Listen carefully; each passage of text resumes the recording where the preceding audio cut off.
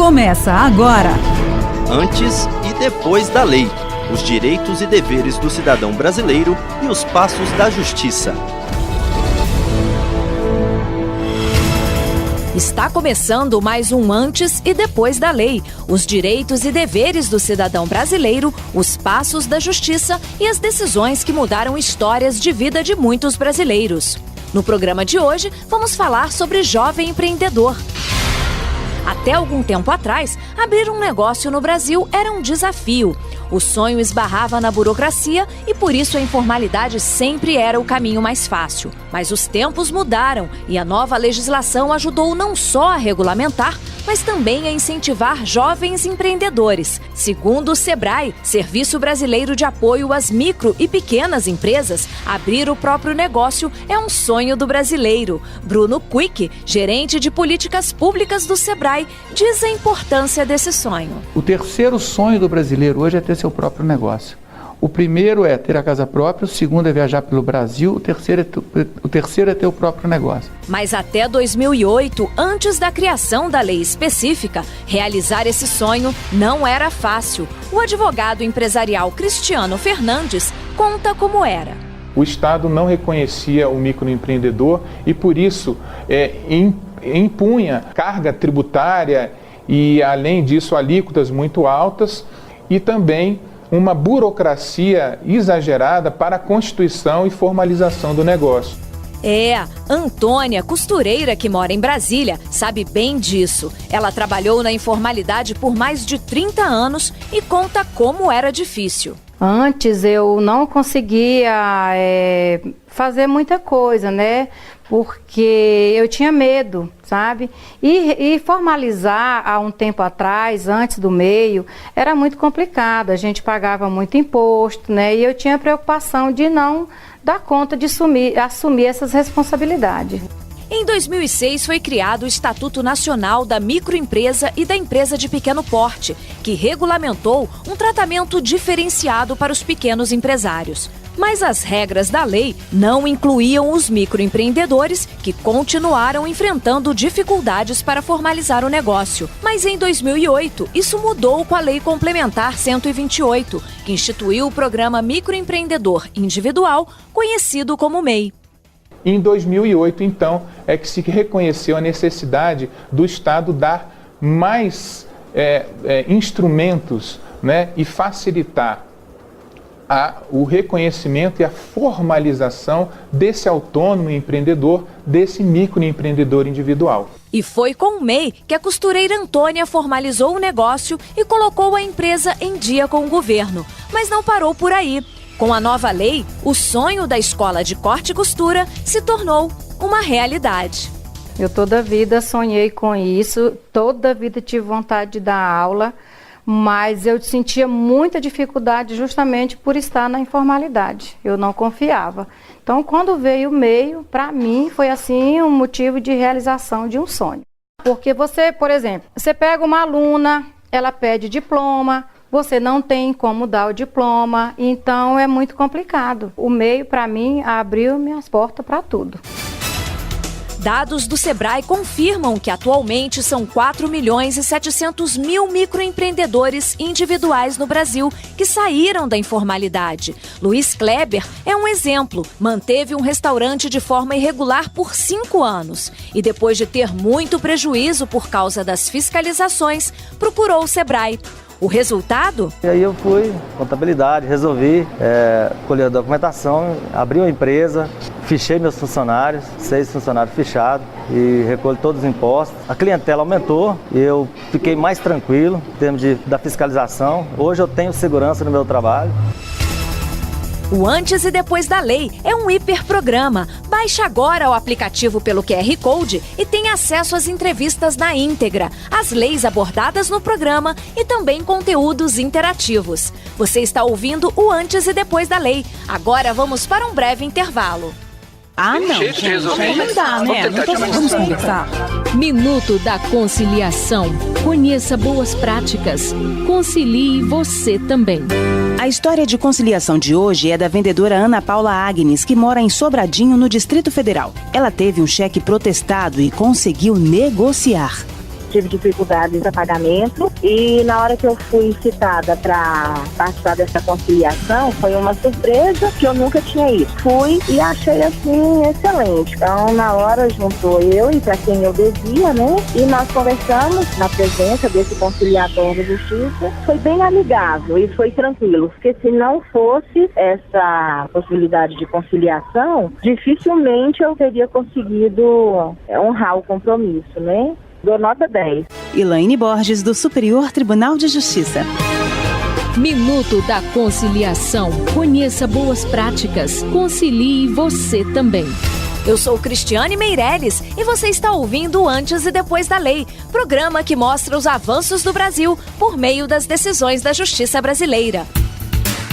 Tudo começa com uma ideia, e foi exatamente assim que aconteceu com o Yuri, um chefe de cozinha baiano que há 2 anos montou em Brasília o Expresso Acarajé, um serviço de entrega do quitute baiano. Quando eu vim para cá buscar para abrir o meu próprio negócio, não necessariamente eu vim para abrir esse delivery. Vim, pesquisei o mercado, queria abrir o meu próprio negócio. Em Salvador eu trabalhava 14 anos numa empresa e queria ter o meu próprio negócio. E aqui em Brasília, já que eu já conhecia a cidade, meu irmão já mora aqui há 8 anos, então eu estava fazendo uma pesquisa de mercado. E numa dessas noites minhas por Brasília, encontrei com uma pessoa no bar e eu, conversando com ela, por ser baiano, né? Normalmente as pessoas sempre falam de acarajé, música e tudo isso, falando que eu gostava muito de acarajé, mas que não comia há anos, porque tinha preguiça de sair da sua casa para ir comer ou na Torre, ou na Zona Norte, os lugares que vendem acarajé. Aí foi que me deu essa ideia.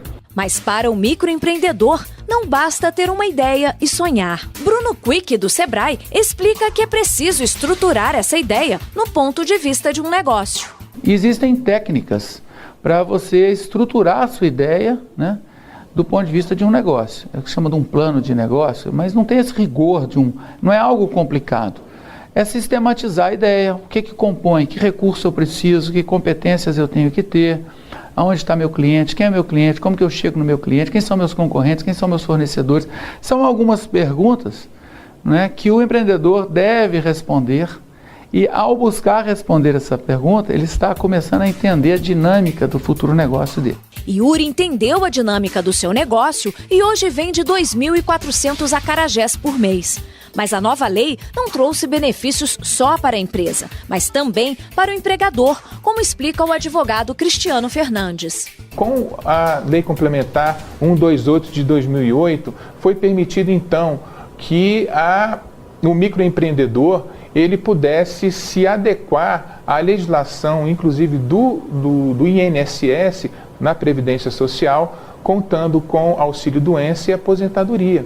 Então, inclusive com contribuições bastante tímidas, que chegam em torno de R$50 mensais. Para receber esses benefícios, o microempreendedor precisa pagar uma taxa mensal de R$ 36 ao INSS e mais R$ 5 se for prestador de serviços, ou R$ 1 se a atividade for de comércio ou indústria. E o Estado com isso? O Estado está sendo muito mais eficaz nas suas funções.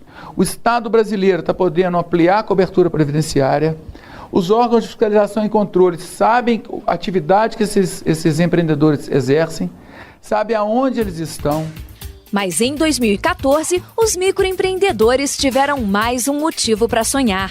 Foi aprovada a Lei Complementar 147, que altera a Lei Geral das Micro e Pequenas Empresas. Na prática, a nova lei reduz a burocracia para quem quer formalizar o negócio e altera as regras do Super Simples, programa que unifica o pagamento de impostos cobrados a micro e pequenas empresas. O critério para adesão deixa de ser a atividade exercida e passa a ser o faturamento da empresa, que pode ser no máximo de R$ 3.600.000 por ano.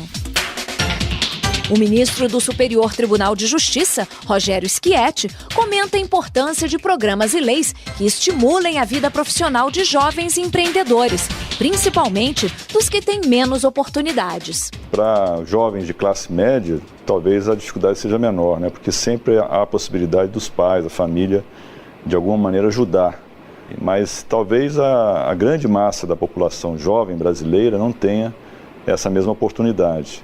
E talvez não existam tantas chances de criarem o seu próprio negócio com com incentivo financeiro, por meio de programas que existem, mas que talvez não atinjam toda a população jovem. Então é evidente que há uma diferença social aí de oportunidades. O jovem empreendedor não enfrenta apenas a dificuldade financeira. A história dos sócios Vinícius e Miguel mostra o tamanho do desafio.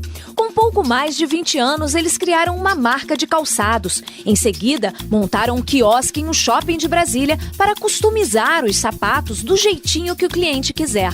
Pode ser um desenho, uma cor diferente ou até as iniciais do próprio nome. Mas conquistar a confiança dessa ideia não foi fácil. Miguel contou como foi.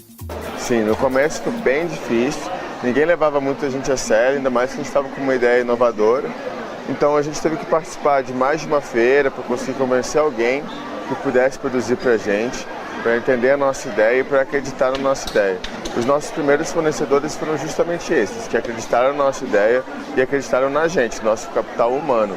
Então é assim que a gente conseguiu conquistar eles, mas demorou mais de anos. Vinícius contou o caminho que seguiu para conquistar a confiança dos fornecedores e também dos clientes. Com o caminhar do nosso negócio, a gente acabou aprendendo muito assim, sobre as responsabilidades que cada um tinha e cumprindo essas responsabilidades certinho, você consegue passar confiança para as outras pessoas, né?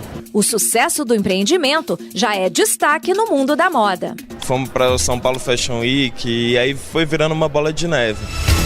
O Antes e Depois da Lei é um hiperprograma. Baixe agora o aplicativo pelo QR Code e tenha acesso às entrevistas na íntegra, às leis abordadas no programa e também conteúdos interativos.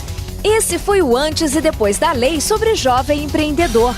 Participe do programa. Mande seu e-mail sobre a lei que gostaria de conhecer. O endereço é antesedepoisdalei@stj.jus.br. Eu espero a sua sugestão.